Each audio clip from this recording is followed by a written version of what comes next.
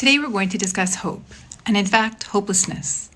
No doubt we've all had times where we wanted to do something so badly, but no matter how bad we wanted it or how badly we tried, it just never felt like we would get it or achieve it. So let me ask you, in that moment, did it make you lose hope?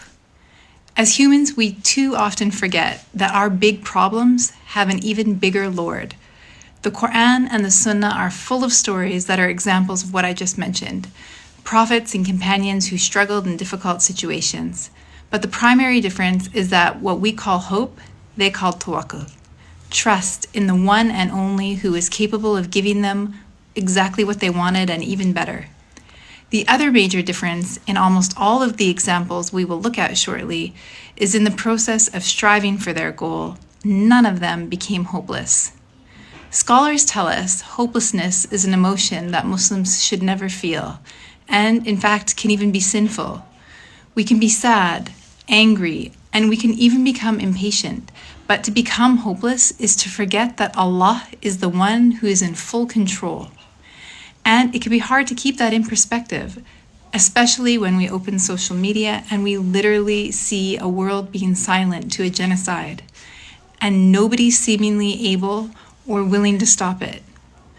Far too often, and I say this to myself first, we give up or we lose hope because of the feeling that nothing that we do will make a difference.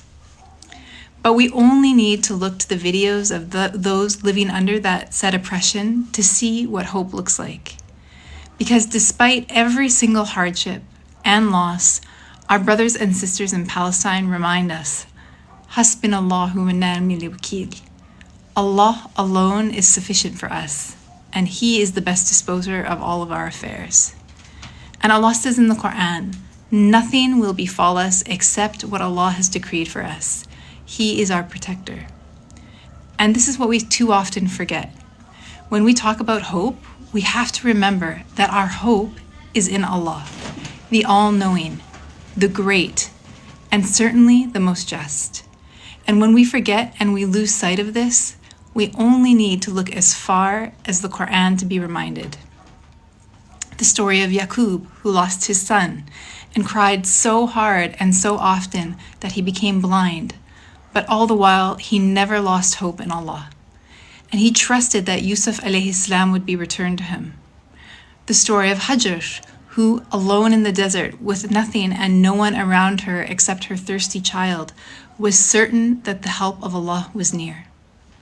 The story of Musa alayhi salam, who faced the greatest tyrant on earth, but guided his people to the edge of the sea, not sure of what would happen next, but trusting with complete hope that Allah would provide a way out. We could go on and on and on. There are so many examples for us. But we are forgetful and we are impatient.